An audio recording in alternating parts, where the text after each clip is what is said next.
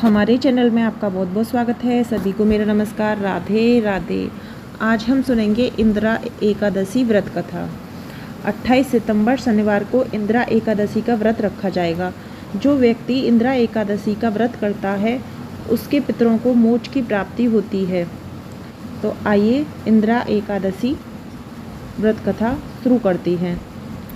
धर्मराज युधिष्ठिर कहने लगे कि हे भगवान, अश्विनी कृष्ण एकादशी का क्या नाम है, इसकी विधि तथा फल क्या है, सो कृपा करके कहिए। भगवान श्री कृष्ण कहने लगे कि इस एकादशी का नाम इंदिरा एकादशी है। यह एकादशी पापों को नष्ट करने वाली तथा पितरों को अधोगति से मुक्त देने वाली होती है। हे राजन, ध्यानपूर्वक सुनो, इसकी कथा मैं तुम्हें सुनाता हूँ। इसके सुनने मास से ही वाजपेय यज्ञ का फल मिलता है।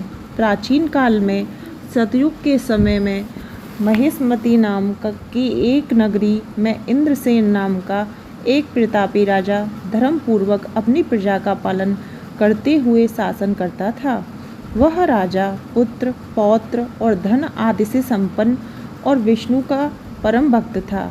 एक दिन जब राजा सुखपूर्वक अपनी सभा में बैठा था तो आकाश मार्ग से महर्षि नारद उतरकर उसकी सभा में आए। राजा उन्हें देखते ही हाथ जोड़कर खड़ा हो गया और विधि पूर्वक आसन व अर्घ्य दिया। सुख से बैठकर मुनि ने राजा से पूछा कि हे राजन, आपके संतों अंग कुशल पूर्वक तो हैं, तुम्हारी बुद्धि धर्म में और तुम्हारा मन विष्णु में भक्ति में रहता है। देवर्षि नारद की ऐसी बात सुनकर राजा ने कहा, हे महर्षि, आपकी कृपा से मेरे राज्य में सब कुशल हैं तथा मेरे यहाँ यज्ञ कर्मादि सुकृत हो रहे हैं। आप कृपा करके अपने आगमन का कारण कहिए। तब ऋषि कहने लगे कि हे राजन, आप आश्चर्य देने वाले मेरे वचनों को सुनो। मैं एक समय ब्रह्मलोक से यमलोक को गया। वहाँ श्रद्धापूर्वक यमराज से पूजित होकर मैंने धर्मशील और सत्यवान धर्मराज की प्रशंसा की। उसी समय यमराज की सभा में महान ज्ञानी और धर्मात्मा तुम्हारे पिता को एकादशी व्रत भंग होने के कारण देखा। उन्होंने संदेशा दिया, सो मैं तुम्हें कहता हूँ। उन्होंने कहा कि पूर्व जन्म में कोई विघ्न हो जाने के कारण मैं यमराज के निकट रह रहा हूँ। सो हे पुत्र, यदि तुम अश्विनी कृष्ण इंदिरा एकादशी का व्रत मेरे निमित्त करो तो मुझे स्वर्ग की प्राप्ति हो सकती है। इतना सुनकर राजा कहने लगे, हे महर्षि, आप इस व्रत की विधि मुझसे कहिए।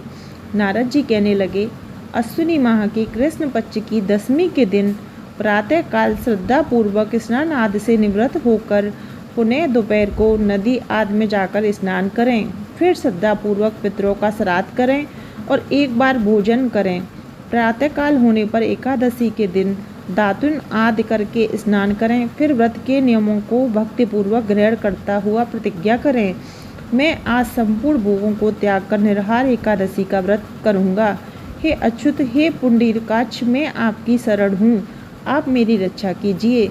इस प्रकार नियम पूर्वक शालिग्राम की मूर्ति के आगे विधि पूर्वक श्राद्ध करके योग ब्राह्मणों को फलाहार का भोजन कराएं और दक्षिणा दें।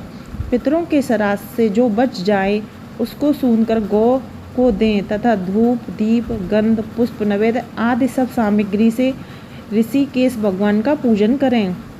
रात में भगवान के निकट जागरण करें। इसके पश्चात द्वादशी के दिन प्रातःकाल होने पर भगवान का पूजन करके ब्राह्मणों को भोजन कराएं। भाई बंधुओं, स्त्री और पुत्र सहित आप भी मौन होकर भोजन करें। नारद जी कहने लगे कि हे राजन, इस विधि से यदि तुम आलस्य रहित होकर इस एकादशी का व्रत करोगे तो तुम्हारे पिता अवश्य ही स्वर्गलोक को जाएंगे। इतना कहकर नारद जी अंतर ध्यान हो गए। नारद जी के कथा अनुसार राजा द्वारा अपने बंधुओं तथा दासों सहित व्रत करने से आकाश से पुष्प वर्षा हुई और उस राजा को पिता गरुड़ पर चढ़कर विष्णुलोक को गया। राजा इंद्रसेन भी एकादशी के व्रत के प्रभाव से निष्कंटक रज करके अंत में अपने पुत्र को सिंहासन पर बैठाकर स्वर्गलोक को गए।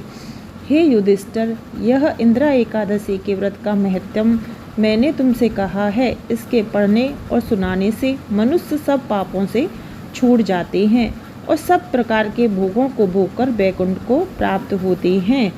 इस तरीके से हमारी इंदिरा एकादशी की व्रत कथा समाप्त होती है।